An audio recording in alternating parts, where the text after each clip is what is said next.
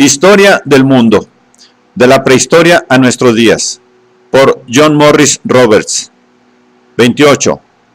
Libro 4. La era de las tradiciones divergentes. 5.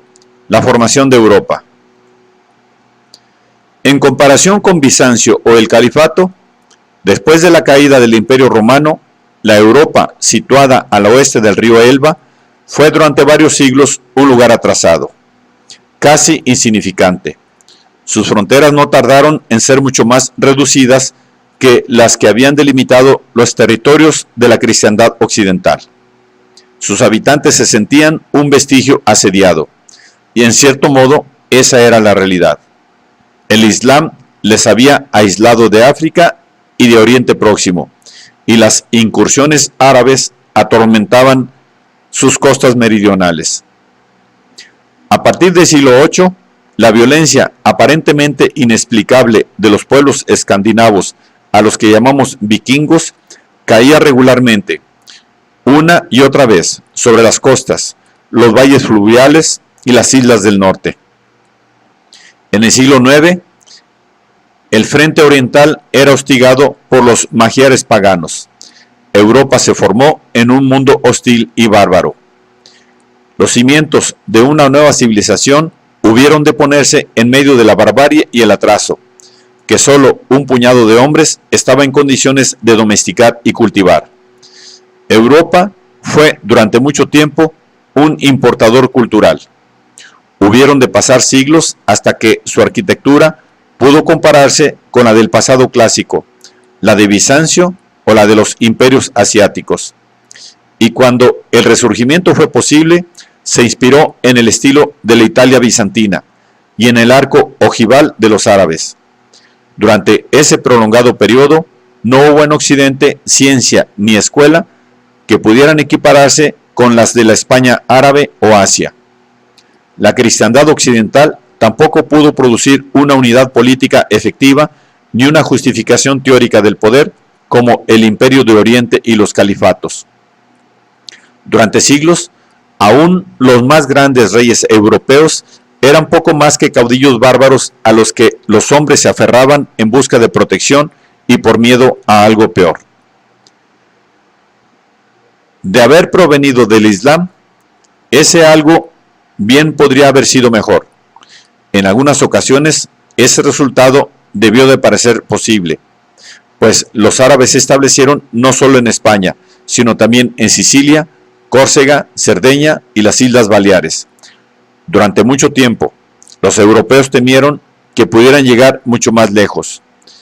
Los árabes tenían más que ofrecer que los bárbaros escandinavos, pero al final los nórdicos dejaron algo más que una huella en los reinos creados por emigrantes anteriores.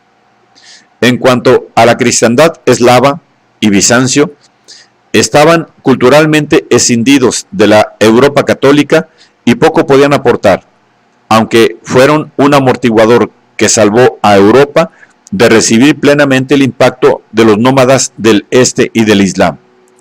Una Rusia musulmana habría significado una historia muy distinta para Occidente.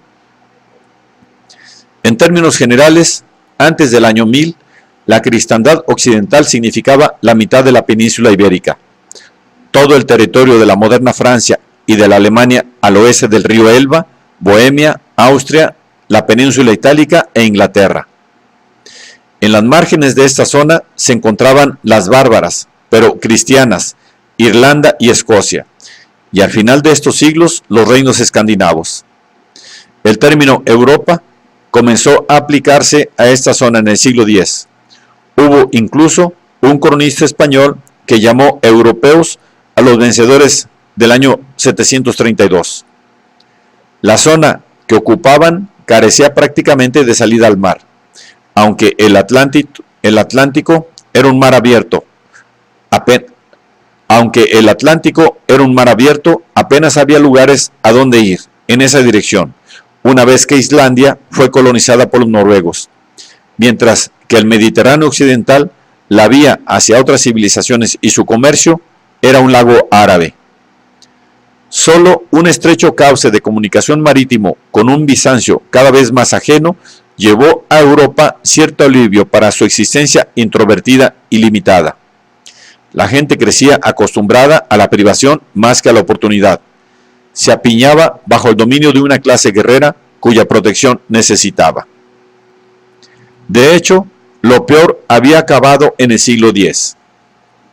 Los magiares fueron contenidos. La supremacía de los árabes comenzaba a ser cuestionada en el mar, y los bárbaros del norte estaban en vías de convertirse al cristianismo. Sin embargo, a medida que la mágica fecha del año 1000 se acercaba, los hombres pensaban que el fin del mundo podía estar a la vuelta de la esquina, y ese año puede servir de modo muy aproximado como indicador de una época. No solo comenzaron a relajarse las presiones sobre Europa, sino que también se fortalecían ya las peculiaridades de una Europa posterior en expansión. Su estructura política y social básica se asentó, y su cultura cristiana tenía ya gran parte de su sabor peculiar. En el siglo XI señalaría el comienzo de una época de revolución y aventura, cuyas materias primas habían sido proporcionadas por los siglos a los que a veces se llama Edad Oscura. El mapa es un buen punto de partida para comprender cómo sucedió todo esto. Antes del siglo XI se habían iniciado tres grandes cambios que configurarían el mapa de Europa que conocemos. El primero era un distanciamiento cultural y psicológico del Mediterráneo, que había sido el núcleo de la civilización clásica. Entre los siglos V y VIII, el centro de la vida europea, en la medida en que puede decirse que tal centro existía, se desplazó hasta el Valle del Rin y sus afluentes. Al atacar las vías marítimas que conducían a Italia y mediante la distracción de Bizancio en los siglos VII y VIII, el Islam también contribuyó a hacer retroceder a Occidente hasta ese núcleo de una futura Europa. El segundo cambio fue más positivo, el gradual avance del cristianismo y su asentamiento en Oriente. Aunque distaba de haber concluido en el año 1000, las avanzadas de la civilización cristiana habían traspasado ampliamente las antiguas fronteras romanas en esa fecha.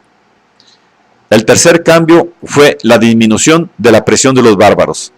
Los magiares fueron contenidos en el siglo X, y los escandinavos, que finalmente proporcionarían gobernantes a Inglaterra, el norte de Francia, Sicilia y algunas islas del Egeo, llegaron a partir de la última oleada de la expansión escandinava, que estaba en su fase final a finales del siglo XI. Europa dejó de ser solo una presa para los demás. Es cierto que, todavía 2 siglos después, cuando los mongoles la amenazaron, debía de resultar difícil percibir esta situación más favorable. No obstante, en el año 1000, Europa estaba dejando de ser totalmente maleable. La cristiandad occidental puede clasificarse de acuerdo con 3 grandes divisiones. En la zona central, construida alrededor del Valle del Rin, surgirían la futura Francia y la futura Alemania.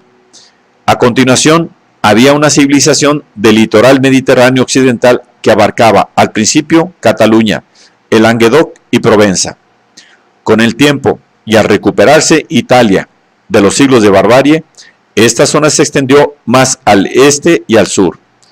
Una tercera Europa estaba constituida por la periferia, un tanto variada, del oeste, el noroeste y el norte, donde se encontrarían los primeros estados cristianos del norte de España, que surgieron del periodo visigodo, Inglaterra, con sus vecinos celtas y semibárbaros independientes, Irlanda, Gales y Escocia, y por último los estados escandinavos.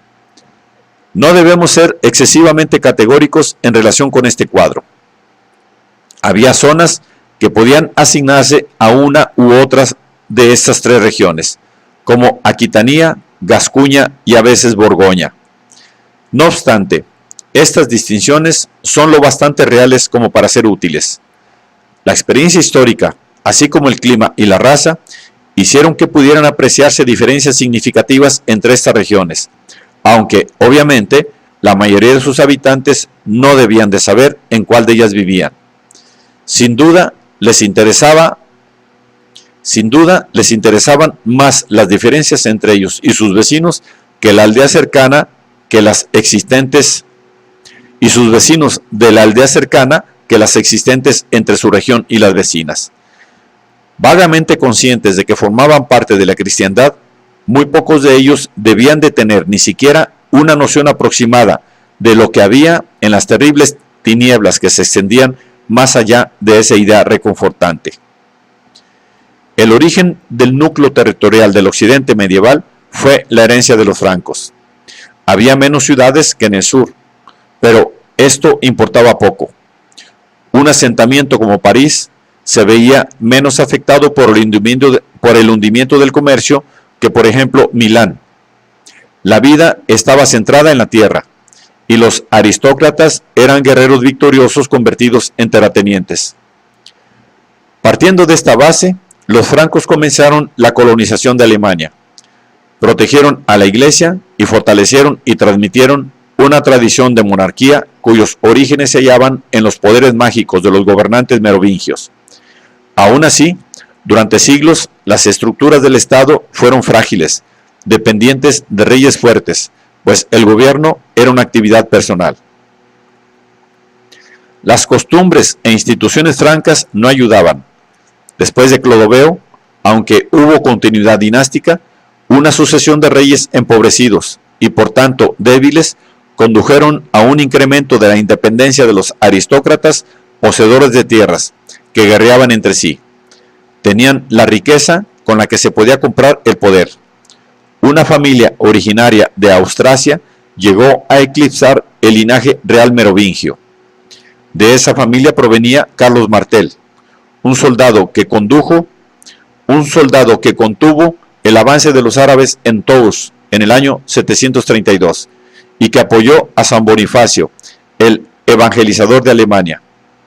Se trata de un doble hito importante que quedó en la historia de Europa. San Bonifacio afirmó que no podría haber tenido éxito sin el apoyo de Carlos, y que confirmó la alianza de la Casa de Martel con la Iglesia. Su segundo hijo, Pipino el Breve, fue elegido rey por los nobles francos en el año 751. 3 años después, el Papa viajó a Francia y le ungió rey, como Samuel había ungido a Saúl y David.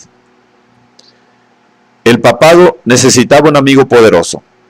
Las pretensiones del emperador de Constantinopla eran una ficción, y en cualquier caso, desde el punto de vista romano, había caído en la herejía, por haber hecho suya la iconoclasia. Conferir a Pipino el título de patricio, como hizo el Papa Esteban, era en realidad una usurpación de la autoridad imperial, pero por aquellas fechas los lombardos aterrorizaban Roma.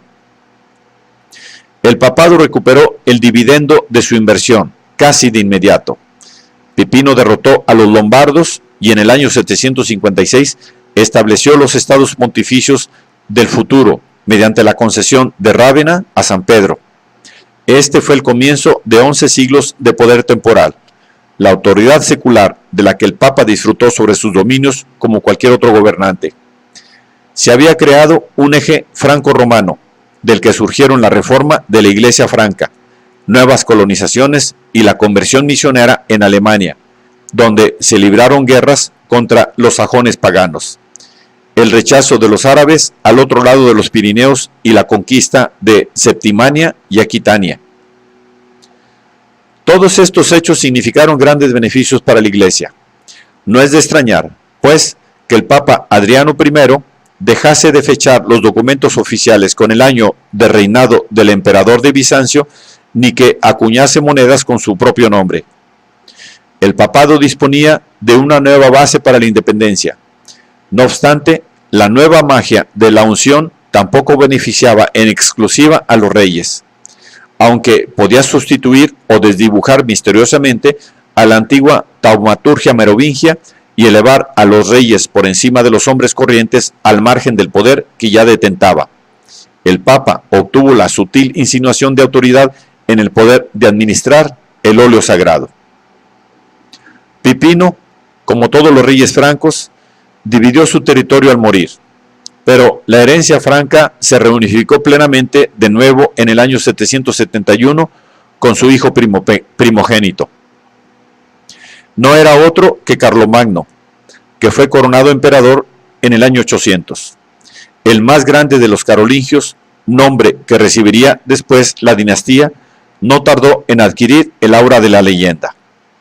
Este hecho acrecienta las dificultades, siempre importantes en la historia medieval, para penetrar en la biografía de un hombre. Los actos de Carlomagno indican la continuidad de ciertos presupuestos. Es evidente que seguía siendo un rey guerrero franco tradicional. Conquistaba y su actividad era la guerra. El elemento más novedoso fue la seriedad con que tomó la santificación cristiana de su función. También se tomó en serio sus obligaciones en el patrocinio de la enseñanza y las artes. Su deseo era magnificar la grandeza y el prestigio de su corte, llenándola de pruebas del saber cristiano. En el aspecto territorial, Carlomagno fue un gran conquistador que derrocó a los lombardos en Italia y se convirtió en su rey. Las tierras lombardas también pasaron a formar parte de la herencia franca. Durante 30 años batalló en campañas en la Marca sajona y logró por la fuerza la conversión de los paganos sajones. La lucha contra los ávaros, los soravos y los eslavos le llevó a Carintia y Bohemia, así como a un hecho que tal vez tenga la misma importancia, cual es la ruptura de una vía siguiendo el curso del Danubio hasta Bizancio. Para dominar a los daneses se fundó la Marca danesa al otro lado del Elba. Carlomagno penetró en España a comienzos del siglo IX e instituyó la Marca hispánica, desde los Pirineos hasta el Ebro y la costa de Cataluña. Pero no se hizo a la mar.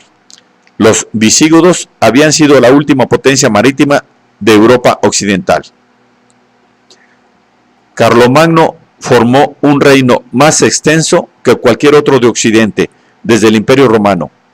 Los historiadores han discutido casi desde el principio acerca de cuál era la realidad de este reino y cuál fue el verdadero significado de la coronación de Carlomagno por el Papa el día de Navidad del año 800 y su aclamación como emperador. Muy piadoso Augusto, coronado por Dios, el emperador grande y pacificador, decía la carta redactada para la ceremonia, aunque ya había un emperador al que todo el mundo reconocía como tal. Vivía en Constantinopla. Significaba la existencia de un segundo soberano con el título de emperador, que había dos emperadores de una cristiandad dividida, como en la última época romana. Obviamente era una afirmación de autoridad sobre muchos pueblos. Mediante este título, Carlomagno señalaba que era algo más que el soberano de los francos. Tal vez sea Italia el factor más importante para explicarlo, pues para los italianos el vínculo con el pasado imperial podía ser un factor aglutinante más decisivo que en cualquier otro lugar. También intervino un elemento de gratitud o interés personal papal. León III acababa de ser reintegrado a su capital por los soldados de Carlomagno. Sin embargo, se cuenta que Carlomagno dijo que no habría entrado en San Pedro de haber sabido lo que el Papa pretendía hacer. Es posible que le desagradase la arrogación de autoridad implícita por parte del pontífice y también que previese la irritación que la coronación causaría en Constantinopla. Debía de saber que para su propio pueblo, los francos, y para muchos de sus súbditos del norte, era más comprensible como rey guerrero germánico tradicional que como sucesor de los emperadores romanos, aunque no había pasado mucho tiempo cuando en su sello comenzó a exhibir la leyenda renovación del Imperio Romano, que suponía una nueva vinculación con un gran pasado. Las relaciones de Carlomagno con Bizancio fueron turbulentas. Aunque unos años después se reconoció la validez de su título en Occidente, a cambio de la concesión a Bizancio de la soberanía sobre Venecia, Istria y Dalmacia.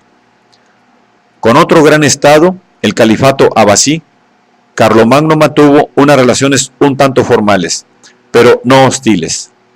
Se dice que Harún al-Rashid le regaló una copa en la que se había estampado un retrato de Cosroes I, el rey con el que el poderío y la civilización sasánidas alcanzaron su apogeo. Quizá sea significativo el hecho de que conozcamos la existencia de estos contactos a través de fuentes francas. No parece que para los cronistas árabes tuviesen suficiente importancia para mencionarlos. Los omeyas de España eran diferentes. Se les consideraba enemigos de un soberano cristiano porque su proximidad constituía una amenaza. Proteger la fe frente a los paganos formaba parte de una monarquía cristiana. No obstante, a pesar de su apoyo y protección, la Iglesia estaba firmemente subordinada a la autoridad de Carlomagno. Este presidía los sínodos francos, se pronunciaba sobre cuestiones dogmáticas con la misma autoridad con que lo había hecho Justiniano, y parece ser que albergaba la esperanza de una reforma conjunta de la Iglesia franca y la romana, imponiendo a ambas la regla de San Benito. En este esquema se halla la esencia de la idea europea posterior, según la cual el rey cristiano es responsable no solo de la protección de la Iglesia, sino también de la calidad de la vida religiosa dentro de sus dominios. Carlomagno utilizó asimismo a la Iglesia como instrumento de gobierno a través de los obispos. Otras pruebas de la especial importancia de la religión para Carlomagno se encuentran en el tono de la vida de su corte de Aquisgrán. Se esforzó por embellecer su marco físico con arquitectura y tesoros decorativos. Naturalmente, había mucho que hacer. El retroceder de la vida económica y de la ilustración suponía que la corte carolingia era algo primitivo en comparación con Bizancio, y posiblemente incluso si se comparaba con las de algunos de los primeros reinos bárbaros, que en ciertos casos estaban abiertos a la influencia de un mundo más culto, como atestigua la aparición de motivos coptos en el arte bárbaro primitivo.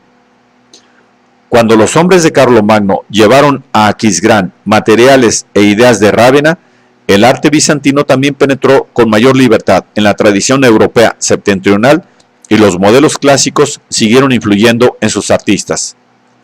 Pero lo más espectacular de la corte de Carlomagno provenía de sus eruditos y escribas. Era un centro intelectual que irradió el impulso de copiar textos en una nueva caligrafía refinada y reformada, llamada carolingia, que sería uno de los más grandes instrumentos de la cultura en Occidente.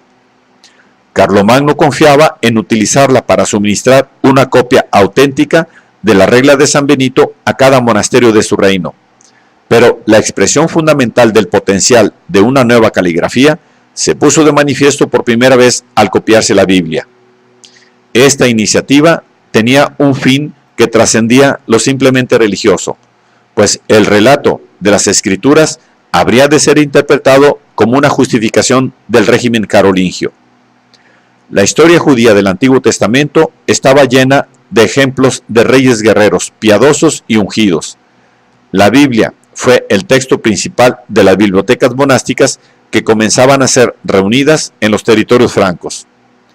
La transcripción y difusión de textos continuaron durante un siglo después de recibir el impulso original en Aquisgrán y constituyeron el núcleo de lo que estudiosos modernos han llamado Renacimiento carolingio. Esta expresión no tenía ninguna de las connotaciones paganas que adquirió al ser empleada siglos más tarde para designar la recuperación del saber que centró su atención en el pasado clásico, pues era rotundamente cristiano. Su único propósito era la formación del clero para elevar el nivel de la Iglesia franca y llevar la fe al este. Los hombres más destacados al principio de esta transmisión de los conocimientos sagrados no eran francos. En la escuela palatina de Aquisgrán había varios irlandeses y anglosajones, y entre ellos la figura más sobresaliente era Alcuino, un clérigo de York, ciudad que era un gran centro del saber inglés. Su alumno más famoso fue el propio Carlomagno, pero tuvo otros y dirigió la Biblioteca Palatina. Además de escribir libros propios, fundó una escuela en Tours, ciudad de la que llegó a ser abad. y comenzó a exponer las doctrinas de Boecio y San Agustín a los hombres que regirían los destinos de la Iglesia franca en la generación siguiente. La influencia de Alcuino es una de las pruebas más llamativas del desplazamiento del centro de gravedad cultural en Europa, desde el mundo clásico hacia el norte. Pero no solo había compatriotas suyos en las tareas de enseñar, copiar y fundar los nuevos monasterios que se extendieron hacia el este y el oeste de Francia. También había francos, visígodos, lombardos e italianos. Uno de ellos, un laico llamado Einhard, escribió una biografía del emperador gracias a la que conocemos detalles humanos tan llamativos como que podía ser un parlanchín, que era un cazador avezado y que le apasionaba nadar y bañarse en las fuentes termales, que explican su elección de Aquisgrán como residencia. Carlomagno se presenta también en las páginas de Einhard como un intelectual que hablaba tan bien el latín, se nos dice, como el franco, y que entendía el griego.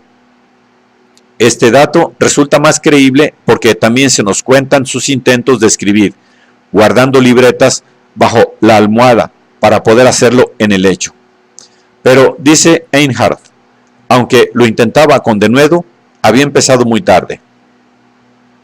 A partir de esta crónica y de su obra, podemos formarnos un cuadro de extraordinaria viveza en el que aparece una figura digna, majestuosa, que se esfuerza por hacer la transición de caudillo militar a soberano de un gran imperio cristiano, y que obtiene un notable éxito durante su vida en tal empeño.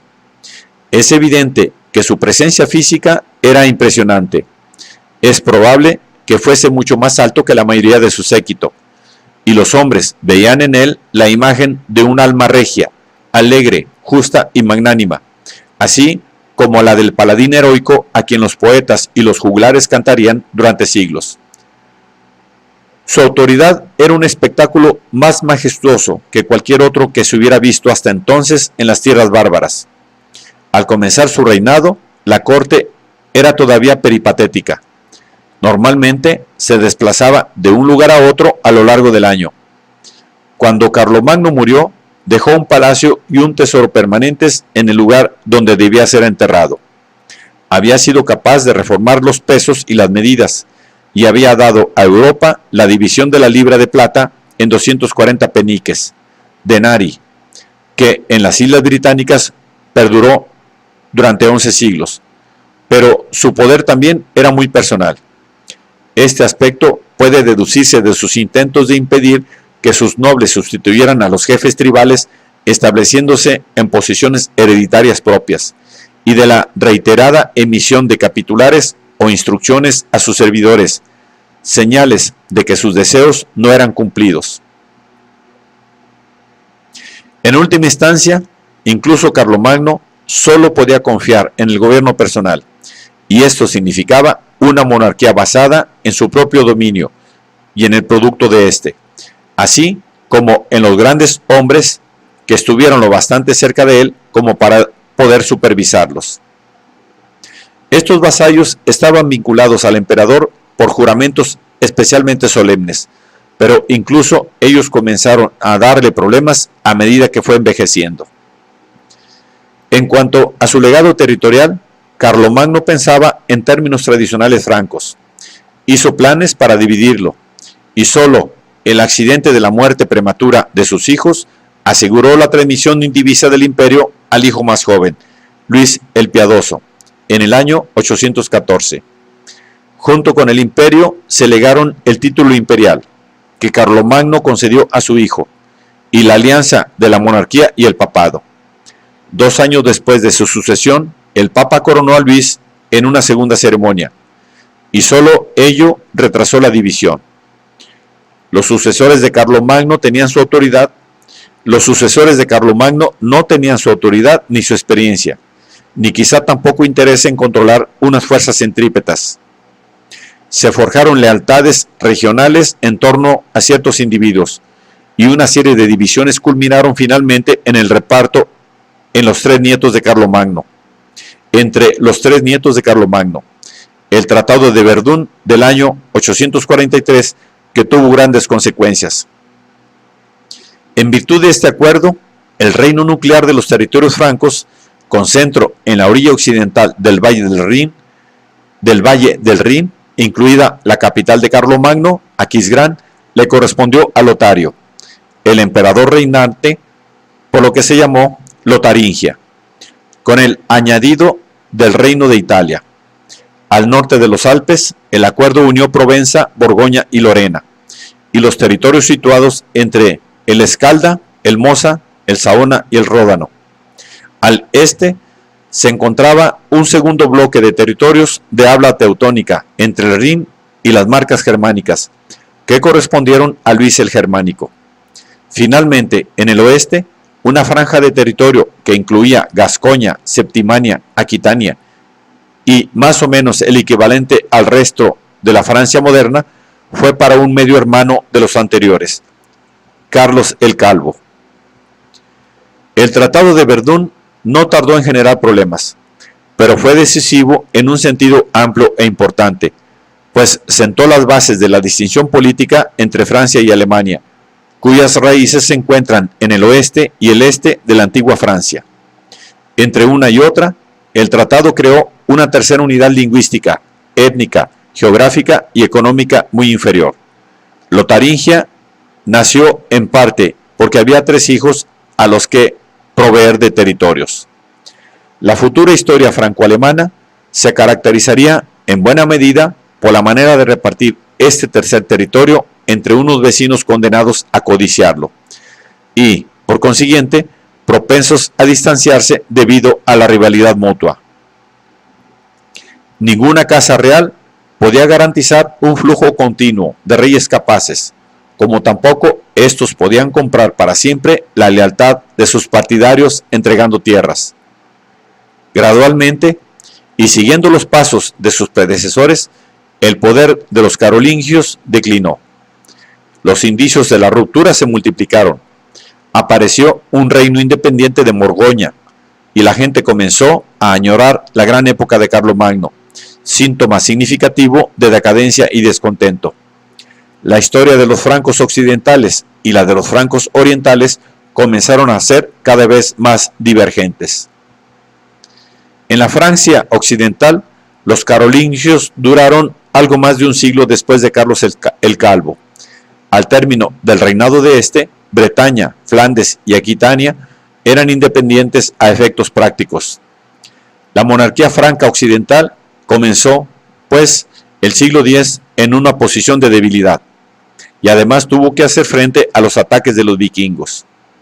En el año 911, Carlos III, incapaz de expulsar a los escandinavos, concedió tierras en lo que después sería Normandía a su jefe, Rolón. Bautizado al año siguiente, Rolón se puso a trabajar para construir el ducado por el que rendía homenaje a los carolingios.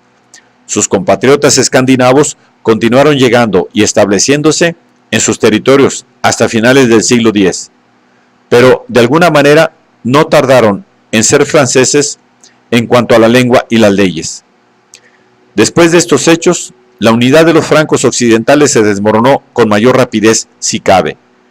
De la confusión por la sucesión surgió un hijo de un conde de París que afianzó con perseverancia el poder de su familia en torno a un dominio en la Ile de France. Este sería el núcleo de la posterior Francia. Cuando murió el último soberano carolingio de los francos occidentales, en el año 987, el hijo de este hombre, Hugo Capeto, fue elegido rey. Su familia reinaría durante casi 4 siglos. Por lo demás, los francos occidentales estaban divididos en más o menos una docena de unidades territoriales, gobernadas por potentados y con diversos grados de poder e independencia. Entre los partidarios de la elección de Hugo figuraba el soberano de los francos orientales. Al otro lado del Rin, la reiterada división de su herencia no había tardado en resultar funesta para los carolingios. Cuando el último rey carolingio murió en el año 911, surgió una fragmentación política que caracterizaría a la historia de Alemania hasta el siglo XIX. La seguridad en sí mismos de los potentados locales se unió a unas lealtades tribales más fuertes que en el oeste para producir media docena de poderosos ducados. El soberano de uno de ellos, Conrado de Franconia, fue elegido rey por los otros duques, de manera un tanto sorprendente. Los duques querían un jefe fuerte para oponerse a los magiares. El cambio de dinastía hizo inevitable que se confiriera cierto estatus especial al nuevo soberano. En consecuencia, los obispos ungieron a Conrado en su coronación. Era el primer soberano de los francos orientales que recibía este trato. Pero Conrado no tuvo éxito contra los magiares. Perdió y no pudo recuperar la Lotaringia. Así que se esforzó, con el apoyo de la Iglesia, por exaltar su propia casa y su cargo. De forma casi automática, los duques agruparon en torno a sí a sus respectivos pueblos para salvaguardar su independencia. Los cuatro cuya distinción era más importante eran los sajones, los bávaros, los suavos y los franconios, nombre que recibieron finalmente los francos orientales. Las diferencias regionales y las pretensiones naturales y de sangre de los grandes nobles dejaron en Alemania, durante el reinado de Conrado, la impronta de su historia para los 1000 años siguientes. Un tira y afloja entre la autoridad central y el poder local, que a la larga no se resolvió en favor del centro como en otros países, aunque en el siglo X pareció que sucedía lo contrario durante algún tiempo. Conrado hubo de hacer frente a la rebelión ducal, pero nombró sucesor a uno de los rebeldes y los duques accedieron. En el año 919 fue elegido rey Enrique I el Pajarero, duque de Sajonia. Él y sus descendientes, los emperadores sajones u otonianos, reinaron sobre los francos orientales hasta el año 1024. Enrique el Pajarero eludió la coronación eclesiástica. Tenía grandes propiedades familiares. Las lealtades tribales de los sajones estaban de su parte y sometió a los potentados demostrando ser un buen soldado. Recuperó la Lotaringia de los francos occidentales. Creó nuevas marcas en el Elba después de batallas victoriosas contra los soravos. Convirtió Dinamarca en un reino tributario y comenzó su conversión. Y finalmente derrotó a los magiares. Su hijo, Otón I, recibió pues una herencia importante y supo hacer buen uso de ella. Para someter a los duques, continuó la obra de su padre. En el año 955 infligió a los magiares una derrota que puso fin para siempre al peligro que habían representado. Austria, la marca oriental de Carlomagno, fue colonizada. Aunque hubo de hacer frente a cierta oposición, Otón hizo de la Iglesia alemana un instrumento leal. Para los emperadores sajones era una ventaja el hecho de que en Alemania, a diferencia de en la Francia occidental, los eclesiásticos tendieran a ver con benevolencia a la monarquía por la protección que les brindaba frente a los laicos predadores. Se organizó una nueva provincia arzobispal, Magdeburgo, para dirigir los obispados fundados entre los eslavos. Se ha dicho que con Otón terminó el periodo de pura anarquía en Europa Central, y es cierto que con él tenemos el primer atisbo de algo que podría llamarse Alemania. Pero la ambición de Otón no se detuvo ahí. En el año 936, Otón había sido coronado en Aquisgrán, la antigua capital de Carlomagno. No solo aceptó la ceremonia eclesiástica y la unción que su padre había evitado, sino que después celebró un banquete de coronación en el que los duques germánicos le sirvieron como vasallos. Se trataba del viejo estilo carolingio. 15 años después invadió Italia, se casó con la viuda de un aspirante a la corona italiana y la asumió.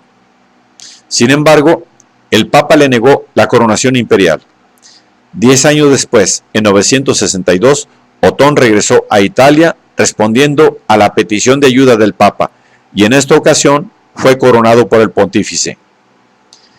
Mediante la coronación de Otón, Mediante la coronación de Otón se recuperó el ideal romano y carolingio del imperio.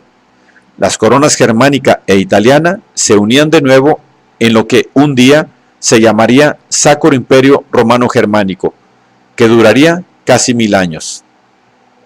Pero no era un imperio tan extenso como el de Carlomagno, ni Otón dominó a la iglesia como aquel lo había hecho. A pesar de su fuerza, depuso a 2 papas y nombró a otros 2. Otón fue un protector de la iglesia que creía saber lo que era mejor para ella, pero no fue su gobernador. La estructura del imperio tampoco era muy sólida, pues se basaba en la manipulación política de los potentados locales en vez de en la administración. El imperio otoniano fue, no obstante, un logro extraordinario. El hijo de Otón, el futuro Otón II, se casó con una princesa bizantina. Tanto su reinado como el de Otón III se vieron agitados por la rebelión, pero lograron mantener la tradición establecida por Otón el Grande de ejercer el poder al sur de los Alpes. Otón III nombró papa a un primo suyo, el primer alemán que ocupaba el solio de San Pedro, y después al primer pontífice francés. Roma pareció cautivarle y se estableció en esta ciudad. Al igual que sus 2 predecesores inmediatos, se llamó Augustus, pero además sus sellos recuperaron la leyenda, renovación del Imperio Romano, al que equiparaba con el Imperio Cristiano. Bizantino a medias por nacimiento, se consideraba un nuevo Constantino, un díptico de unos evangelios pintados casi a finales del siglo X le representa en una pose majestuosa, coronado y sosteniendo un orbe en la mano, mientras recibe el homenaje de 4 mujeres coronadas: Eslavonia, Europa eslava, Germania, Galia y Roma. Su idea de una Europa organizada como una jerarquía de reyes sometidos al emperador era oriental. En esta concepción había megalomanía, además de una convicción religiosa auténtica. La base real del poder de Otón era la monarquía germánica, no la Italia que le obsesionaba y retenía. No obstante, tras su muerte en el año 1002, fue llevado a Aquisgrán, como había ordenado, para ser enterrado junto a Carlomagno. Otón III no dejó herederos, pero el linaje sajón directo no se agotó. Enrique II, que fue elegido después de una lucha, era bisnieto de Enrique I el Pajarero. Sin embargo, su coronación en Roma enmascaró la realidad. En el fondo, era un soberano germánico, no el emperador de Occidente. La inscripción de su sello decía: renovación del reino de los francos, y su atención se centraba en la pacificación y conversión de la Germania Oriental. Aunque efectuó 3 expediciones a Italia, Enrique no se basó allí en el gobierno, sino en la política, en el enfrentamiento de las distintas facciones entre sí. Con él comenzó a declinar el estilo bizantino del Imperio Otoniano. Así pues, el siglo XI comenzó con la idea de que el Imperio Occidental seguía siendo capaz de seducir a los monarcas, pero con la herencia carolingia partida en pedazos hacía mucho tiempo. Estos fragmentos fijaron las líneas de la historia europea en los siglos venideros. La idea de Alemania apenas existía, pero el país era una realidad política, aunque aún fuera incipiente.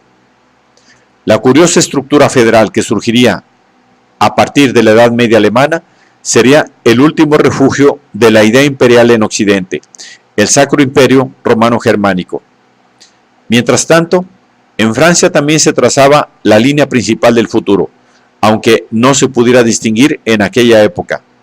La Francia occidental se había disuelto en una docena de unidades principales sobre las que la soberanía de los capetos fue débil durante mucho tiempo, pero tenían de su parte un dominio real que ocupaba una posición central, que incluía París y la importante diócesis de Orleans, y la amistad de la Iglesia.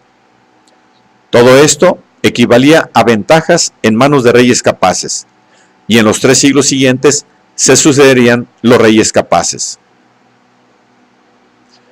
El otro componente importante de la herencia carolingia era Italia, que se había ido diferenciando gradualmente cada vez más de los territorios situados al norte de los Alpes.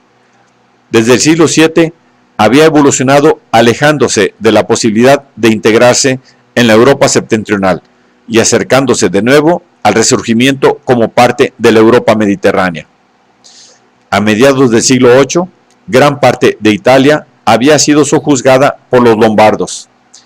Este pueblo bárbaro se había establecido en la península y había adoptado una lengua itálica, pero siguió siendo una minoría agresiva, cuyas tensiones sociales requerían ser liberadas en frecuentes guerras de conquista, y había configurado el catolicismo que había adoptado según sus propias necesidades e instituciones.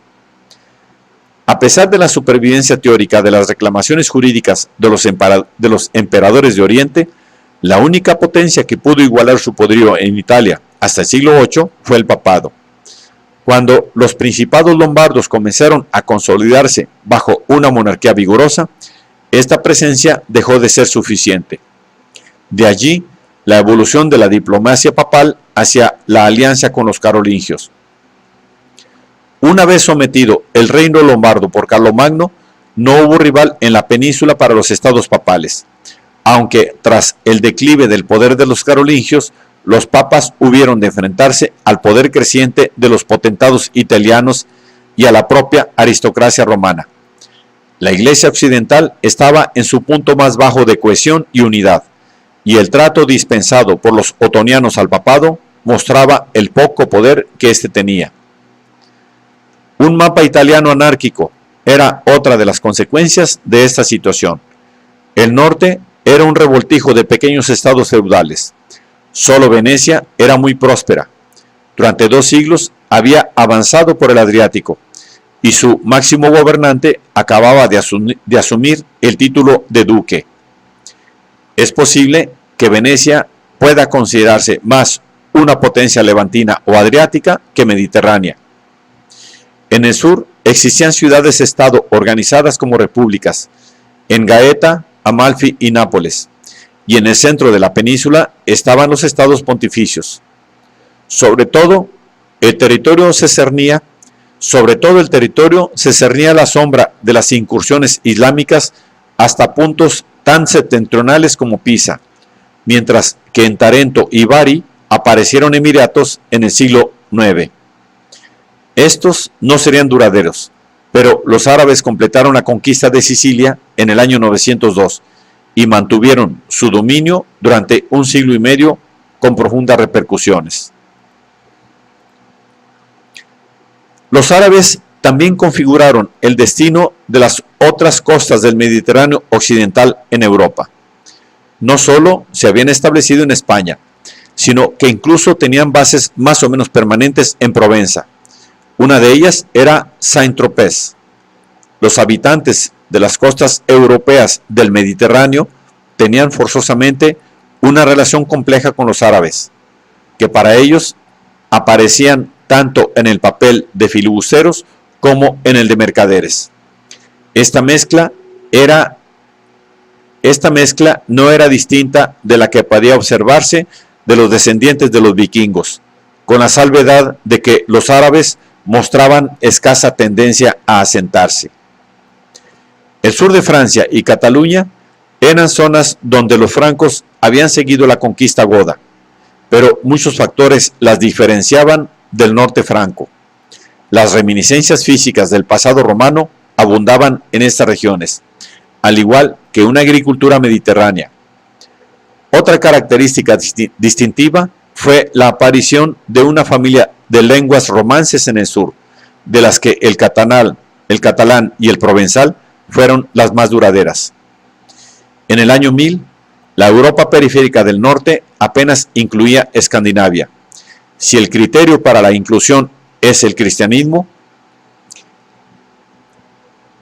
en la Europa periférica del norte apenas incluía Escandinavia, si el criterio para la inclusión es el cristianismo. Los misioneros trabajaban desde hacía tiempo, pero los primeros monarcas cristianos no aparecieron en aquellas tierras hasta el año 10, hasta el siglo X, y hasta el siglo siguiente no fueron cristianos todos los reyes escandinavos.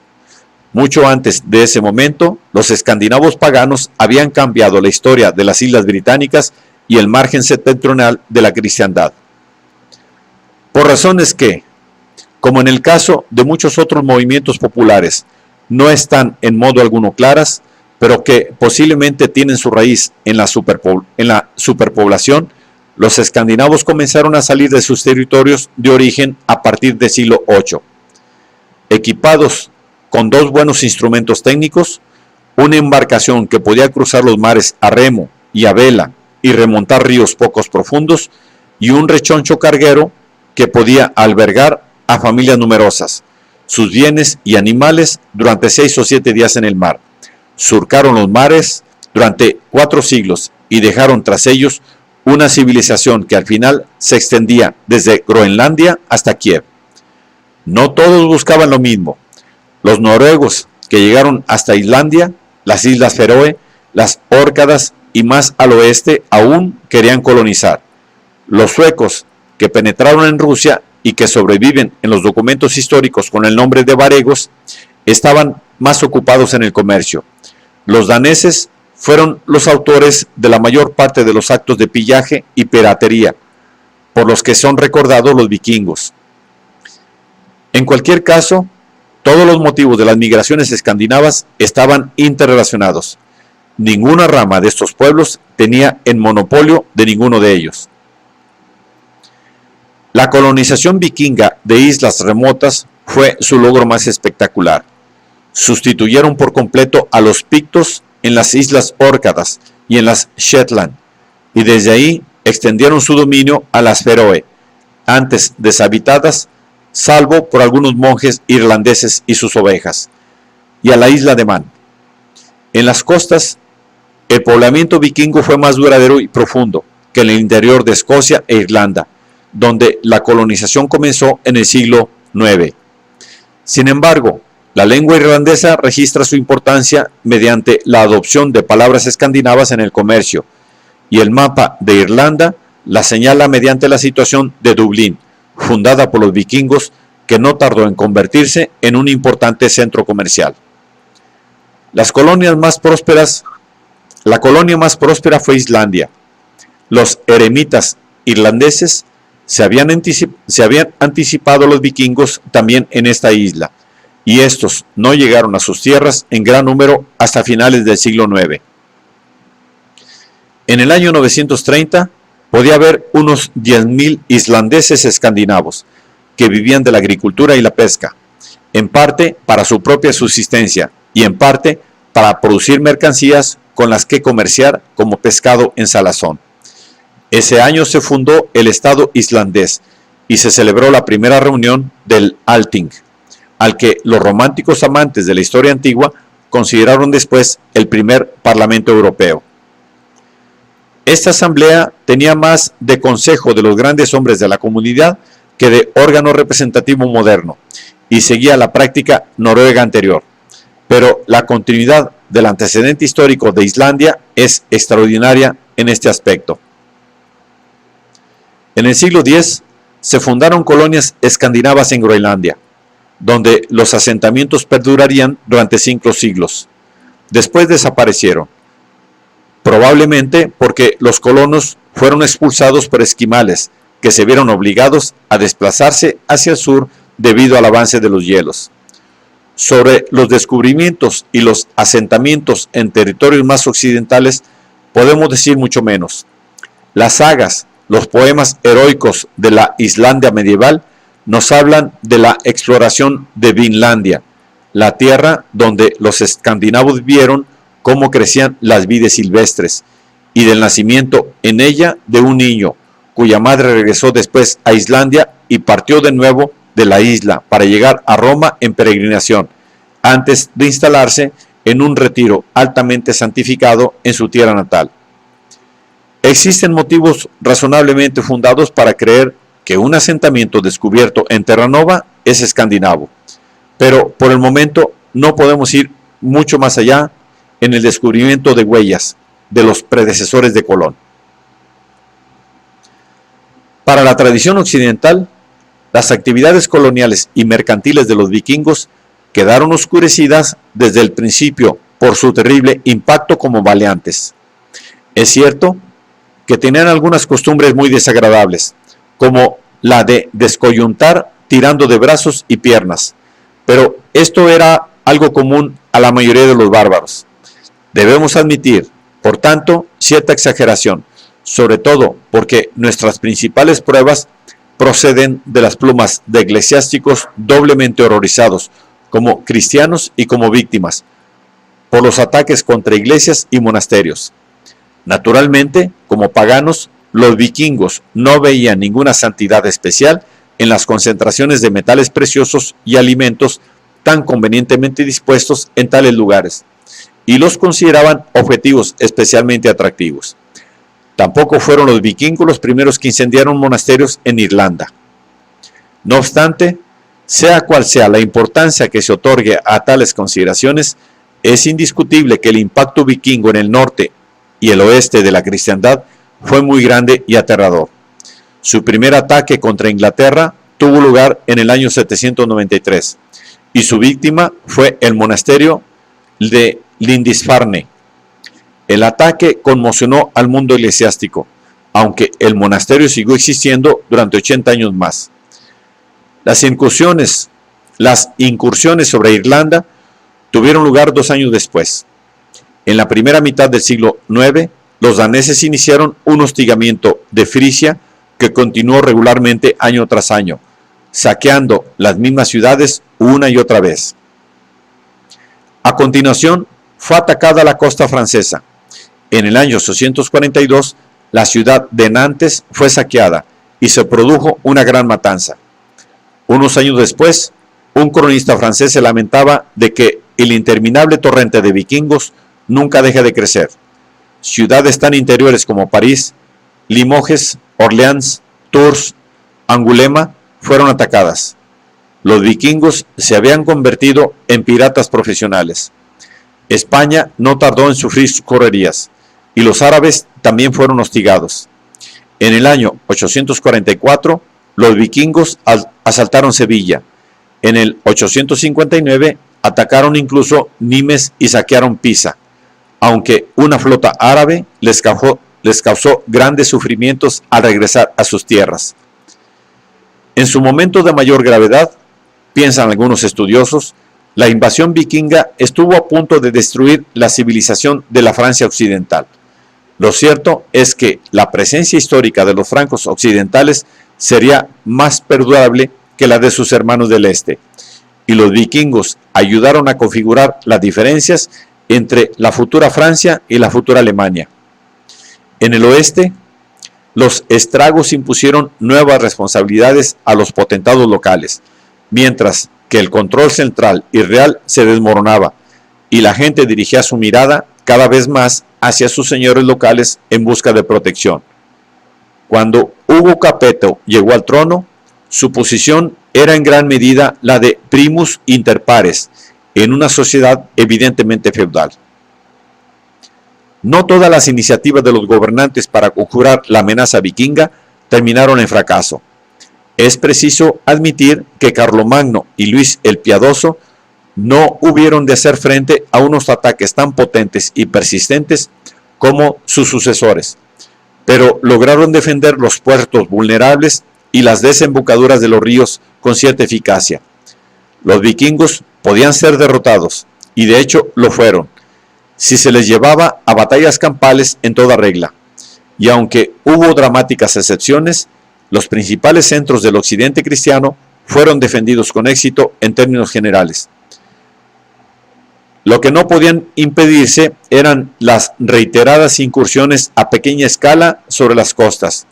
Cuando los vikingos aprendieron a evitar las batallas campales, la única manera de hacerles frente fue comprarlos, y Carlos el Calvo comenzó a pagarles tributo para que dejasen en paz a sus súbditos. Este fue el comienzo de lo que los ingleses llamaron Danegeld. Su isla se había convertido enseguida en un objetivo importante. donde los vikingos comenzaron a llegar no solo para realizar incursiones, sino también para establecerse. Un nutrido grupo de reinos habían surgido en la isla a partir de las invasiones germánicas.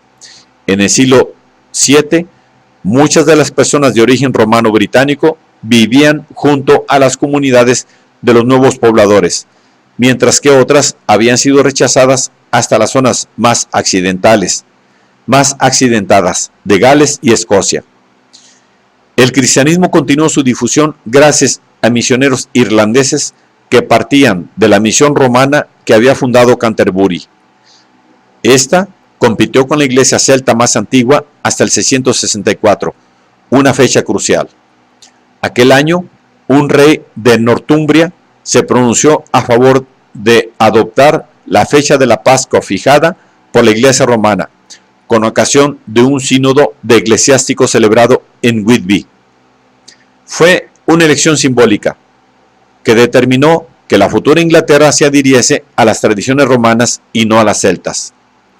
De vez en cuando, uno u otro de los reinos ingleses tenía fuerza suficiente para ejercer cierta influencia sobre los demás, pero solo uno de ellos pudo resistir con éxito la oleada de ataques daneses que a partir del año 851 condujeron a la ocupación de 2/3 del país. Este reino era Wessex y dio a Inglaterra su primer héroe nacional, que es al mismo tiempo una figura histórica, Alfredo el Grande.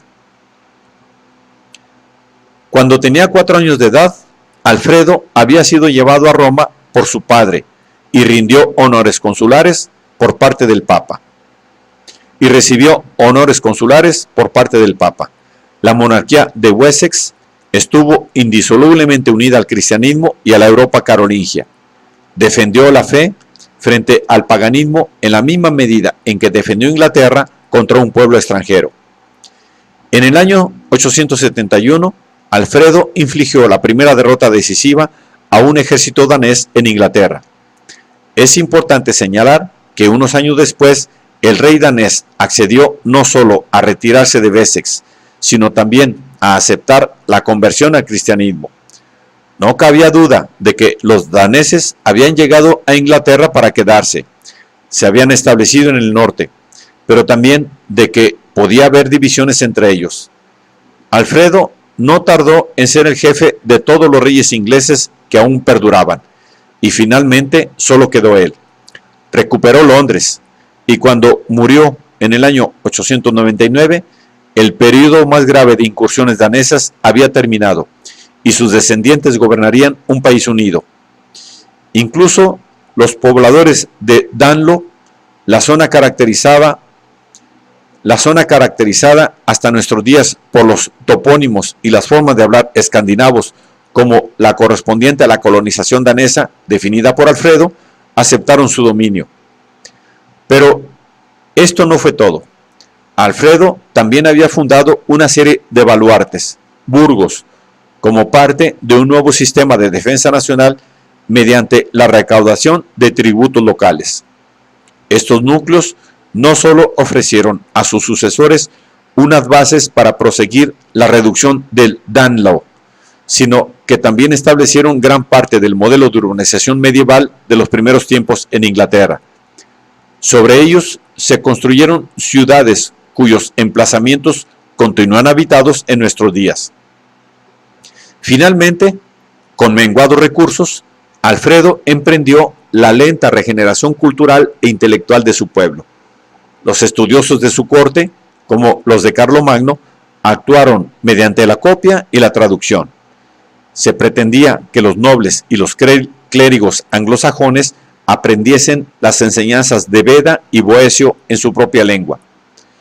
Las innovaciones de Alfredo constituyeron un creativo empeño gubernamental sin parangón en Europa y señalaron el comienzo de una gran época para Inglaterra.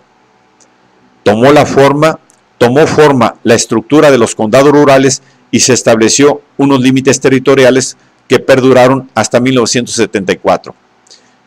La iglesia inglesa no tardó en experimentar un notable auge de la vida monástica y los daneses fueron contenidos en un reino unido a lo largo de una época turbulenta que duró medio siglo.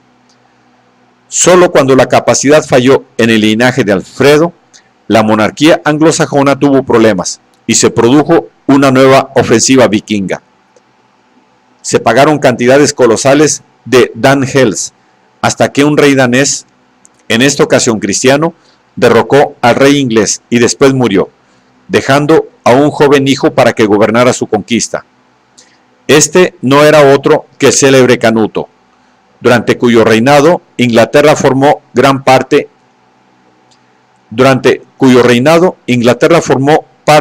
durante un breve periodo de un gran imperio danés, 1006-1035. En el año 1066 tuvo lugar una última gran invasión noruega de Inglaterra, pero fue rechazada en la batalla de Stamford Bridge.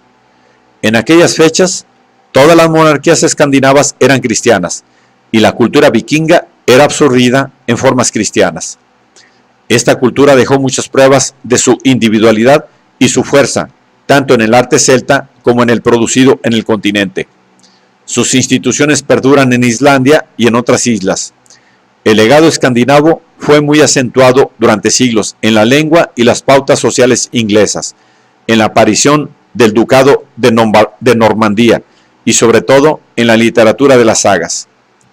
Sin embargo, cuando entraban en tierras colonizadas, los escandinavos se fusionaron gradualmente con el resto de la población. Cuando los descendientes de Rolón y sus seguidores emprendieron la conquista de Inglaterra en el siglo XI, eran en realidad franceses, y el canto guerrero que entonaron en Hastings hablaba de Carlomagno, el paladín franco. Conquistaron una Inglaterra donde los hombres del Danelaw eran ya ingleses. Asimismo, los vikingos perdieron su carácter distintivo como grupo étnico en el Rus de Kiev y Moscovia. Este valeroso pueblo vivió más atento al disfrute que la tierra y el mar les brindaba que a la trascendencia del futuro. Los únicos pueblos occidentales de comienzos del siglo XI que restan por mencionar, debido al papel que desempeñarían en épocas futuras, son los de los estados cristianos del norte de España. La geografía, el clima y la división musulmana habían contribuido a la supervivencia del cristianismo en la península ibérica y habían definido en parte su extensión. En Asturias y Navarra, príncipes o caudillos cristianos seguían resistiendo a comienzos del siglo VIII. Ayudados por la fundación de la marca hispánica carolingia y por su posterior crecimiento con los nuevos condes de Barcelona, salieron adelante en la España islámica, mientras ésta se sumía en la guerra civil y el cisma religioso. En Asturias surgió un reino de León, que ocupó un lugar junto al reino de Navarra. En el siglo X, sin embargo, fueron los cristianos quienes combatieron entre sí, y los árabes quienes avanzaron contra ellos. El peor momento llegó al final del siglo, cuando un gran conquistador árabe, Almanzor, tomó Barcelona, León y en el año 998 el santuario de Santiago de Compostela, donde se suponía que había sido enterrado el apóstol Santiago. El triunfo no fue duradero, pues también en este caso, lo que se había hecho para fundar la Europa cristiana resultó imposible de erradicar. En unas décadas, la España cristiana se había unido, mientras la España islámica se sumía en la desunión. En la península ibérica, como en otros lugares, la época de expansión que estos hechos inauguraron pertenece a otra era histórica, pero se basó en largos siglos de enfrentamientos con otra civilización. Para España, sobre todo, el cristianismo fue el crisol de su realidad como nación.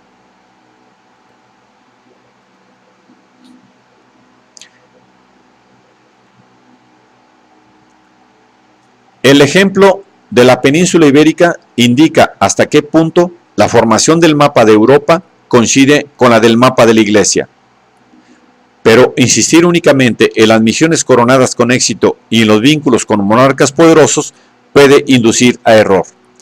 La Europa cristiana y la vida cristiana de los primeros tiempos eran mucho más que esto.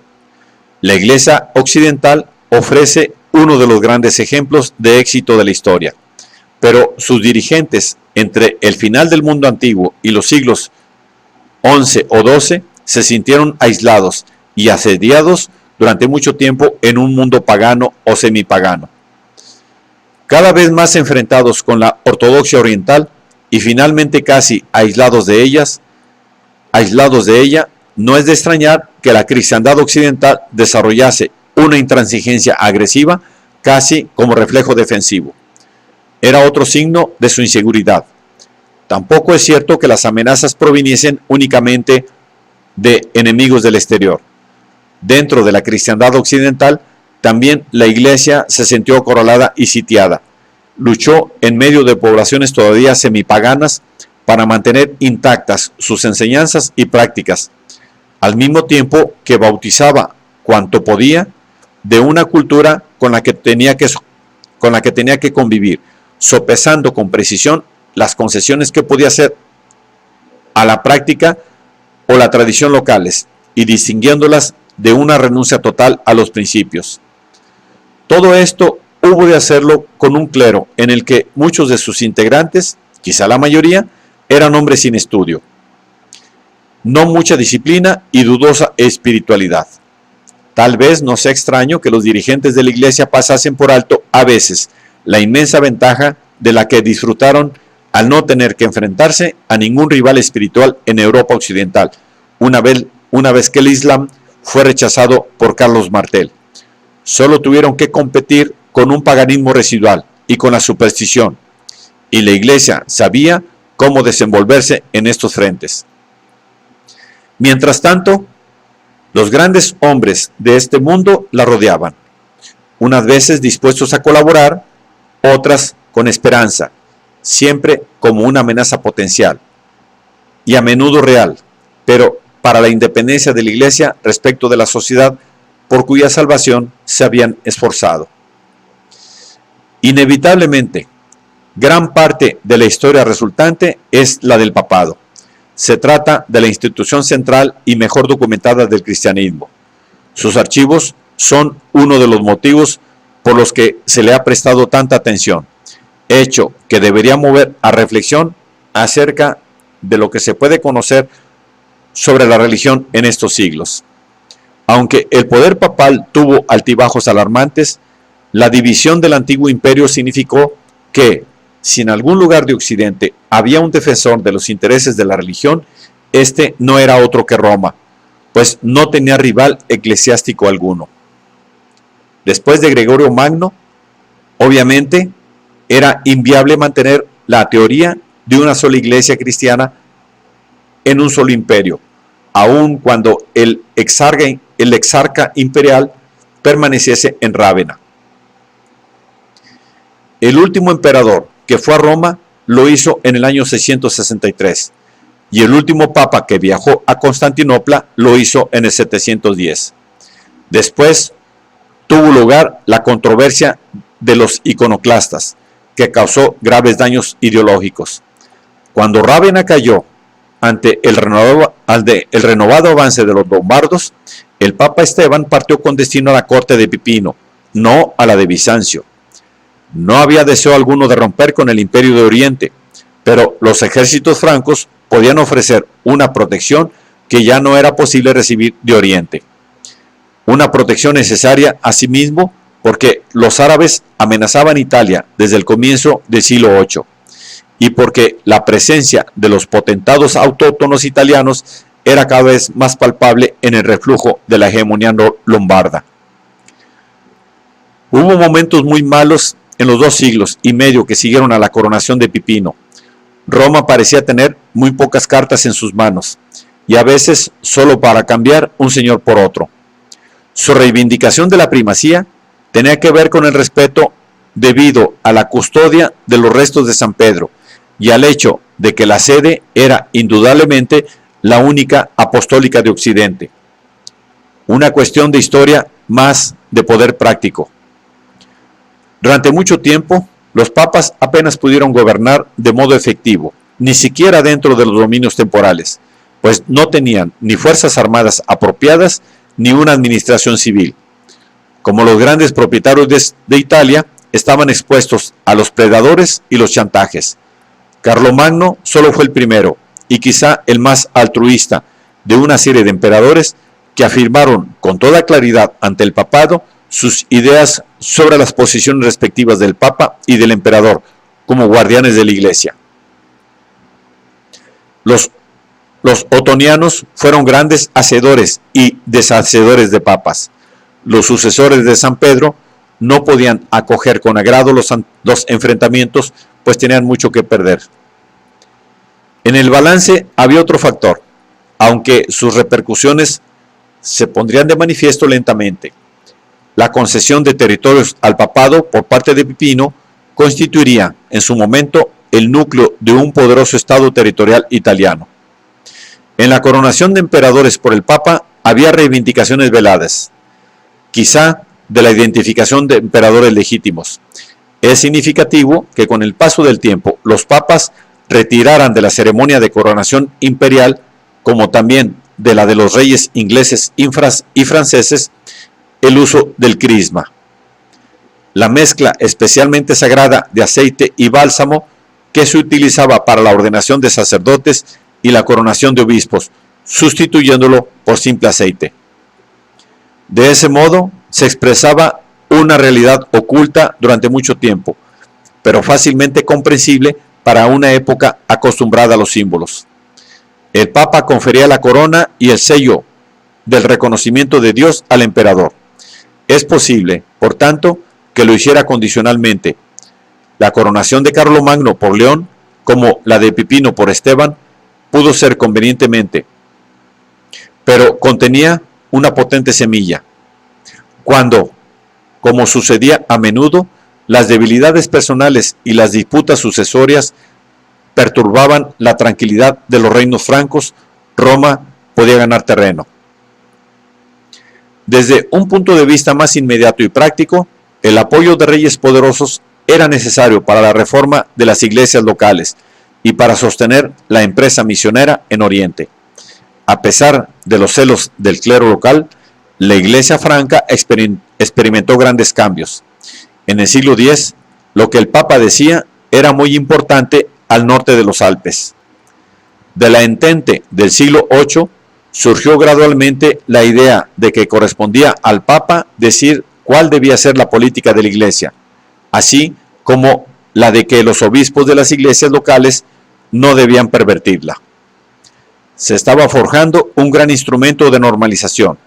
Fue entonces cuando, en un principio, Pipino utilizó su poder como rey franco para reforzar la iglesia de sus compatriotas, y lo hizo siguiendo una pauta que le ponía en sintonía con Roma en cuestiones de ritual y disciplina, y le alejaba más de las influencias célticas.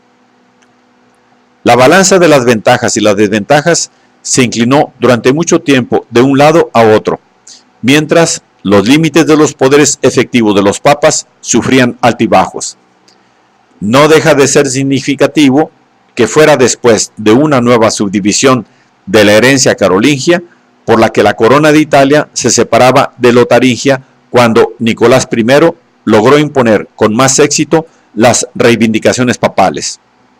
Un siglo antes, una célebre falsificación, la donación de Constantino, pretendía demostrar que el emperador había entregado al obispo de Roma el antiguo dominio ejercido por el imperio en Italia. Nicolás se dirigía a los reyes y emperadores como si esta teoría fuera válida en todo Occidente. Se cuenta que les escribía como si fuera el señor del mundo, recordándoles que podía nombrar y deponer a quien quisiera. Utilizó también la doctrina de la primacía papal contra el emperador de Oriente en apoyo del patriarca de Constantinopla. Fue el momento culminante de una pretensión que el papado no pudo mantener en la práctica durante mucho tiempo, pues pronto fue evidente que la fuerza que se tuviera en Roma decidiría quién disfrutaría del poder imperial que el Papa afirmaba conferir. Resulta revelador que el sucesor de Nicolás fuera el primer pontífice que murió asesinado. No obstante, en el siglo IX se sentaron unos precedentes, aunque no pudieran seguirse todavía de modo coherente. La labor diaria de salvaguardar los intereses cristianos, sobre todo al producirse el derrumbamiento de la autoridad papal en el siglo X, cuando el trono se convirtió en presa de facciones italianas cuyas luchas eran salpicadas ocasionalmente por las intervenciones de los otonianos, solo podía estar en manos de los obispos de las iglesias locales, que debían respetar los poderes que encarnaban. Buscando la cooperación y la ayuda de los gobernantes seculares, a menudo llegaron hasta puestos en los que era prácticamente imposible distinguirles de los servidores reales. Estaban dominados por los gobernantes laicos, del mismo modo que a menudo el párroco estaba dominado por el señor local, y tenían que compartir la recaudación eclesiástica en consecuencia. Esta humillante dependencia llevaría más adelante a algunas de las intervenciones papales más drásticas en las iglesias locales.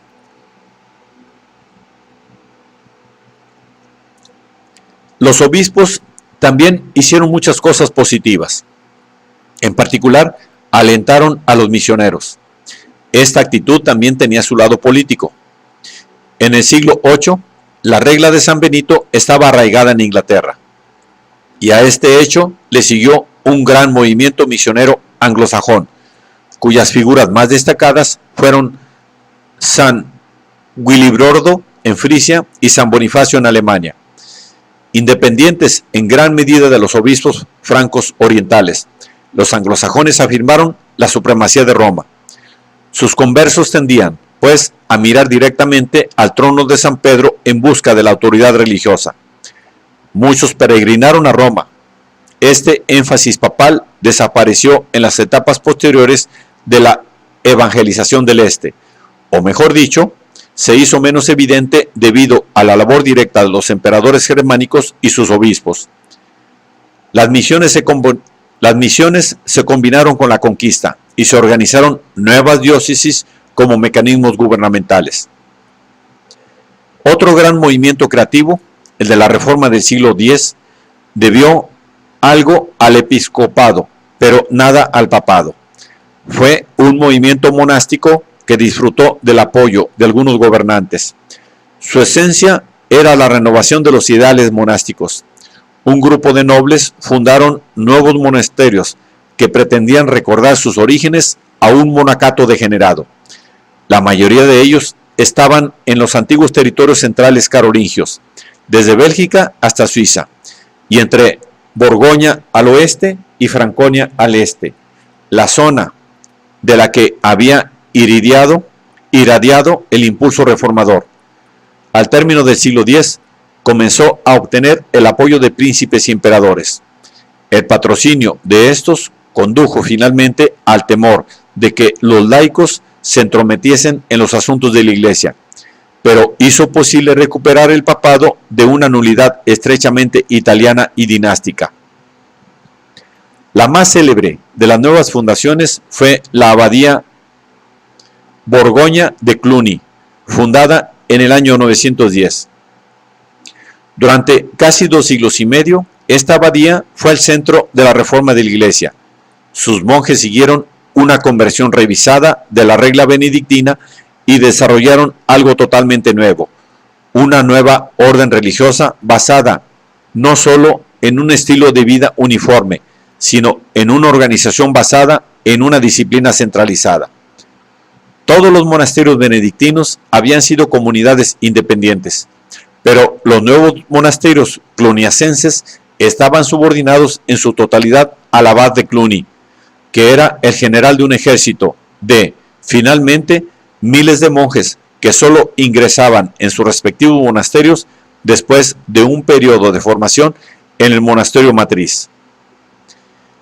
En el apogeo de su poder, a mediados del siglo XII, más de 300 monasterios extendidos por todo Occidente, incluso algunos en Palestina, buscaban orientación en Cluny, en cuya abadía se alzaba la iglesia más grande de la cristiandad occidental después de San Pedro de Roma. Incluso en sus primeros tiempos, sin embargo, el monacato cluniacense difundió nuevas prácticas e ideas en la iglesia. Esto nos lleva más allá de cuestiones relacionadas con la estructura y el derecho eclesiásticos, aunque no es fácil hablar con certeza de todos los aspectos de la vida cristiana en la Alta Edad Media. La historia religiosa es especialmente propensa a la falsificación mediante documentos que a veces hacen muy difícil comprender las dimensiones espirituales más allá de la burocracia. Sin embargo, no dejan ninguna duda de que la Iglesia era indiscutida, única y de que impregnaba toda la estructura de la sociedad. Tenía una especie de monopolio de la cultura. La herencia clásica había sido terriblemente dañada y reducida por las invasiones bárbaras y la espiritualidad intransigente del primer cristianismo. ¿Qué tiene que ver Atenas con Jerusalén?, había preguntado Tertuliano, pero esta intransigencia había remitido.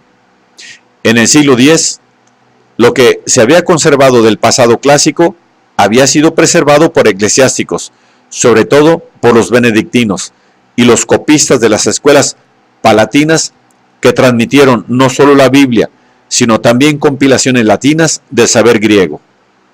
A través de su versión de Plinio y Boecio, una línea delgada conectó la Europa medieval con Aristóteles y Euclides. La alfabetización era prácticamente patrimonio exclusivo del clero. Los romanos habían podido anunciar sus leyes en tablones situados en lugares públicos, seguros de que había un número suficiente de personas capaces de leerlos, mientras que, muy avanzada ya la Edad Media, incluso los reyes eran analfabetos. El clero controlaba prácticamente todo el acceso a la escritura que existía. En un mundo sin universidades, solo una escuela cortesana o eclesiástica ofrecía la oportunidad de aprender letras más allá de lo que pudiera ofrecer excepcionalmente un tutor clérigo individual. Las consecuencias de estas carencias sobre todas las artes y la actividad intelectual fueron profundas. La cultura no solo estaba emparentada con la religión, sino que solo se manifestaba en el marco de unos supuestos religiosos absolutos. La consigna "el arte por el arte" nunca podría haber tenido menos sentido que en la primera mitad de la Edad Media.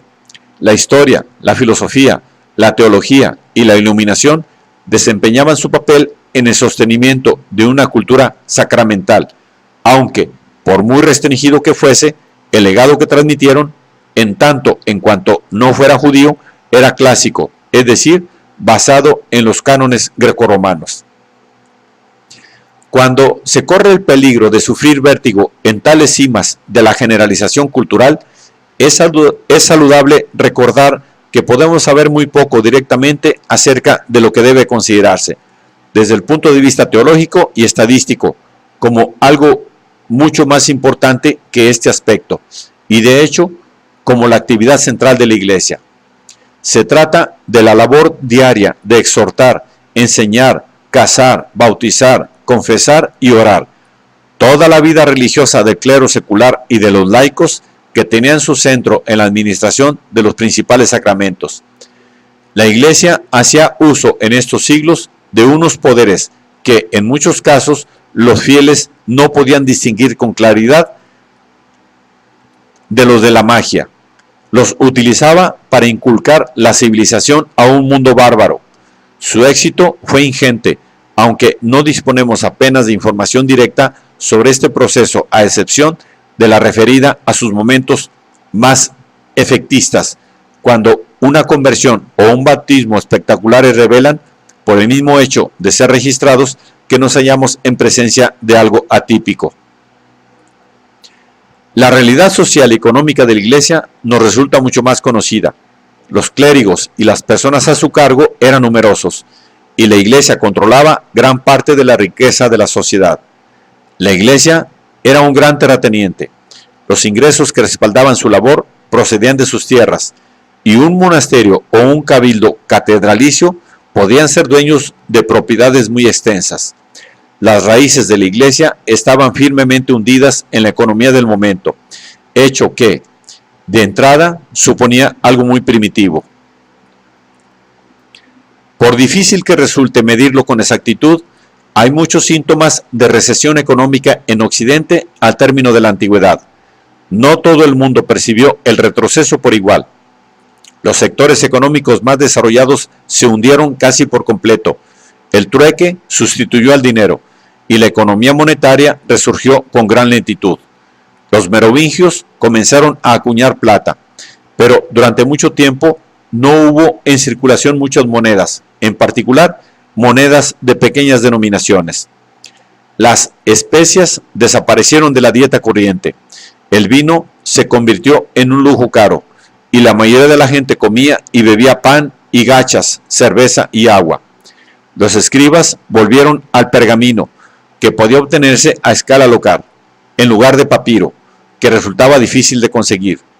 Aunque esto resultaría una ventaja, pues las letras minúsculas eran posibles sobre pergamino, pero no sobre papiro, que requería grandes trozos poco económicos. Refleja, no obstante, la existencia de dificultades en la antigua economía mediterránea. Aunque la recesión confirmaba a menudo la autosuficiencia de la propiedad en concreto, arruinaba las ciudades. El universo del comercio también se desintegraba de vez en cuando debido a la guerra. Se mantenía el contacto con Bizancio y la lejana Asia, pero la actividad comercial del Mediterráneo occidental disminuyó en los siglos 7 y 8, cuando los árabes se apoderaron de la costa del norte de África. Más adelante, gracias de nuevo a los árabes, se recuperó en parte. Uno de los indicios de esta recuperación fue un comercio activo de esclavos, muchos de los cuales procedían de Europa Oriental, de los pueblos eslavos, que de este modo dieron su nombre a toda una categoría de trabajo forzado. En el norte también había cierto intercambio con los escandinavos, que eran grandes comerciantes, pero no importaba a la mayoría de los europeos, para quienes la vida se basaba totalmente en la agricultura. La subsistencia fue durante mucho tiempo casi lo único que podía esperar. El hecho de que fuera la principal preocupación de la economía medieval de los primeros tiempos es una de las escasas generalizaciones seguras que se pueden hacer al respecto. El estiércol de los animales o la roturación de nuevas y más fértiles tierras eran las únicas fórmulas posibles para mejorar un rendimiento de las semillas y del trabajo, que resulta irrisorio si se mide de acuerdo con parámetros modernos. La situación solo pudo cambiarse mediante siglos de laboriosa agricultura. Los animales que vivían con los arrendatarios humanos, azotados por el raquitismo y el escorbuto, en un paisaje asolado por la pobreza, estaban desnutridos y tenían un tamaño menor de lo normal, aunque los campesinos más afortunados obtenían grasa del cerdo o en el sur del aceite. Solo con la introducción en el siglo X de plantas productoras de alimentos con mayor contenido proteínico, comenzó a mejorar la producción energética del suelo. Se produjeron algunas innovaciones tecnológicas, especialmente la difusión de molinos y la adopción de un arado mejor. Pero cuando la producción se elevó, se debió en su mayor parte a que se incorporaban al cultivo nuevas tierras, y había muchas que explotar. La mayor parte de Francia, Alemania e Inglaterra seguía cubierta de bosques y eriales. La recaída económica al final de la antigüedad dejó tras de sí pocas zonas donde prosperasen las ciudades. La principal excepción fue Italia, donde siempre persistieron algunas relaciones comerciales con el mundo exterior. En otros lugares, las ciudades no comenzaron a experimentar de nuevo una expansión significativa hasta después del año 1100. Incluso entonces habría de pasar un largo periodo hasta que en Europa occidental hubiera una ciudad comparable a los grandes centros urbanos de las civilizaciones islámica y asiática clásicas. En Occidente, la regla prácticamente universal fue la propiedad agrícola autosuficiente. Estas unidades alimentaban y mantenían a una población probablemente más reducida que la del mundo antiguo en la misma zona, aunque es casi imposible establecer unas cifras ni siquiera aproximadas. En cualquier caso, Solo disponemos de pruebas de un crecimiento demográfico muy lento hasta el siglo XI. La población de Europa Occidental podía ser en aquellas fechas de unos 40 millones de habitantes, es decir, similar a la población actual de España. En este mundo, la posesión de tierras o el acceso a ellas era el factor determinante supremo del orden social. De alguna manera, lenta, pero lógicamente, los grandes hombres de la sociedad occidental, al mismo tiempo que seguían siendo los guerreros que siempre habían sido en las sociedades bárbaras, se convirtieron también en terratenientes. Junto con los dignatarios de la iglesia y los reyes, constituían la clase dominante. De la posesión de tierras provenían no solo los ingresos en concepto de rentas y tributos, sino también la jurisdicción y el servicio del trabajo. Los terratenientes eran los señores, y su estatus hereditario comenzó gradualmente a tener más peso, y sus destrezas y habilidades como guerreros comenzaron a ser menos destacadas, aunque en teoría persistieron durante mucho tiempo, como la condición que les hacía nobles. Las tierras de algunos de estos hombres les habían sido concedidas por un rey o gran príncipe. A cambio, se esperaba que devolviesen el favor acudiendo cuando aquel les requiriese para el servicio militar. Por otra parte, la administración hubo de ser descentralizada después de la época imperial.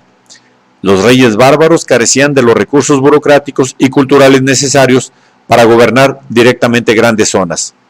Así pues, la concesión de bienes económicos explotables a cambio de obligaciones específicas era muy habitual, y esta idea es la que se halla en el centro de lo que historiadores posteriores, volviendo la vista hacia la Europa de la Edad Media, llamaron feudalismo.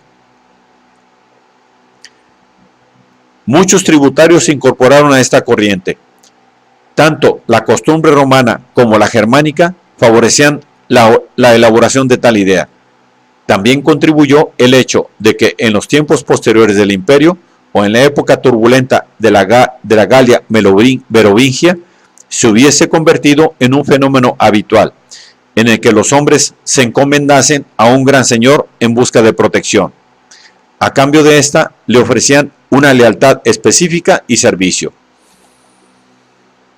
Fue este un uso que se adaptó fácilmente a las prácticas de la sociedad germánica. Con los carolingios comenzó la práctica de que los vasallos del rey le rindieran homenaje, es decir, reconocían con ceremonias características, a menudo públicas, sus responsabilidades especiales de servicio hacia él. Él era su señor y ellos sus hombres. Las antiguas lealtades de la hermandad de sangre de los compañeros de armas del jefe bárbaro comenzaron a mezclarse con ideas de encomienda en un nuevo ideal moral de lealtad, fidelidad y obligación recíproca. Los vasallos producían después otros vasallos, y el hombre de un señor era señor de otro hombre. Una cadena de obligaciones y servicios personales podía extenderse, en teoría, del rey para abajo, pasando por sus grandes hombres y sus criados, hasta los grados inferiores de los hombres libres. Pero, naturalmente, podía generar exigencias complejas y conflictivas. Podía darse el caso de que un rey fuera vasallo de otro rey, en lo relativo a algunas de sus tierras. Por debajo de los hombres libres estaban los esclavos, más numerosos quizás en la Europa meridional que en el norte, y que en todas partes mostraban una tendencia a evolucionar marginalmente hacia arriba en cuanto a estatus hasta alcanzar el de los siervos, los hombres no libres, por nacimiento vinculados al suelo de su señorío, aunque no del todo desprovistos de derechos. Algunos estudiosos de la historia universal han planteado después la relación entre el señor y el hombre como si pudiera explicar toda la sociedad medieval. Esto nunca fue así. Aunque gran parte del territorio de Europa estaba dividido en feudos, los feuda, de los que procede la palabra feudalismo, que eran unas propiedades que entrañaban una obligación hacia un señor, Siempre hubo zonas importantes, especialmente en el sur de Europa, donde la mezcla de revestimiento germánico y fondo romano no funcionó de la misma manera. Gran parte de Italia, España y el sur de Francia no eran feudales en este sentido. Incluso en las tierras más feudales siempre hubo algunos propietarios, una clase importante de hombres, más numerosa en unos países que en otros, que no debían servicio alguno por sus tierras, sino que eran propiedad suya. En su mayor parte, sin embargo, las obligaciones contractuales basadas en la tierra fijaron el tono de la civilización medieval. Las corporaciones, al igual que los hombres, podían ser señores o vasallos. Un arrendatario podía rendir homenaje al abad de un monasterio o a la abadesa de un convento por la heredad que utilizaba en sus propiedades, y un rey podía tener como vasallos a un cabildo catedralicio o a una comunidad de monjes. En el orden feudal tenía cabida un alto grado de complejidad y ambigüedad. Pero el hecho fundamental de un intercambio de obligaciones entre el superior y el inferior caracterizaba a toda la estructura, y es el factor que mejor permite hacerla inteligible según los criterios modernos. El señor y el hombre estaban atados el uno al otro. Siervos, obedeced a vuestros señores temporales con temor y temblor. Señores, tratad a vuestros siervos de acuerdo con la justicia y la equidad. Era el mandamiento de un clérigo francés que resumía de manera concisa un principio en un caso específico. Sobre esta racionalización se basaba una sociedad cada vez más compleja, a la que durante mucho tiempo resultó capaz de interpretar y sostener. La obligación mutua justificaba asimismo la obtención de los medios necesarios para mantener al guerrero y construir su castillo. De este hecho nacieron las aristocracias de Europa. Su función militar del sistema que les respaldaba siguió siendo muy importante durante mucho tiempo. Incluso cuando el servicio personal en el campo de batalla no era necesario, el de los combatientes del vasallo y después el de su dinero para pagar a los combatientes sí que lo era. Entre las destrezas militares, la más apreciada, pues que era la más eficaz, era la de luchar a caballo, pertrechado de armadura. El estribo se adoptó en los siglos VII y VIII. A partir de esa época, el jinete equipado con armadura tuvo un lugar destacado en el campo de batalla, hasta la llegada de armas que pudieran dominarle. De esta superioridad técnica surgió la clase de los caballeros profesionales, mantenidos por el señor, ya fuera directamente o mediante la concesión de un señorío para alimentarles a ellos y a sus caballos. Fueron el origen de la aristocracia guerrera de la Edad Media y de los valores europeos de los siglos venideros. Sin embargo, durante mucho tiempo los límites de esta clase estuvieron mal definidos y el movimiento de entrada y salida fue poco habitual. La realidad política se oponía a menudo a la teoría. En la compleja tela de araña del vasallaje podía darse el caso de que un rey ejerciera menos control sobre sus propios vasallos que el que estos ejercían sobre los suyos. El gran señor, ya fuera un potentado laico o un obispo local, podía tener siempre más peso o importancia en la vida de la gente corriente que el rey o el príncipe, lejanos y probablemente nunca vistos. En los siglos X y XI se encuentran en todas partes ejemplos de reyes que sufrían a todas luces la presión de los grandes hombres. El país donde esta situación parecía presentar menos problemas era la Inglaterra anglosajona, cuya tradición monárquica era la más fuerte. Pero la presión no siempre era eficiente contra un rey incluso débil si éste era astuto. Al fin y al cabo, tenía otros vasallos, y si era sensato, no se oponía a todos ellos al mismo tiempo. Por otra parte, su cargo era único. La unción de la Iglesia confirmaba su autoridad sagrada y carismática. Los reyes eran personas aparte, a juicio de la mayoría de los hombres, debido a la especial pompa y ceremonia que les rodeaba. y que desempeñaba un papel tan importante como la de la burocracia en nuestros días. Si, además, un rey disponía de la ventaja de poseer extensos dominios propios, tenía excelentes oportunidades de salir triunfante. No siempre en el sentido técnico y jurídico, aunque sí en el corriente, los reyes y los grandes potentados eran los únicos hombres que disfrutaban de una gran libertad en la sociedad medieval de los primeros siglos. Pero incluso la suya era una vida con estrecheces, limitada por la ausencia de muchas de las cosas que nosotros damos por supuestas. No había mucho que hacer, al fin y al cabo, excepto rezar, combatir, cazar y administrar la propiedad.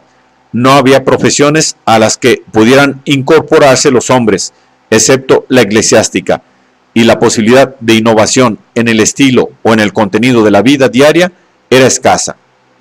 Las opciones de las mujeres eran aún más restringidas, como lo eran las de los hombres a medida que se descendía por la escala social.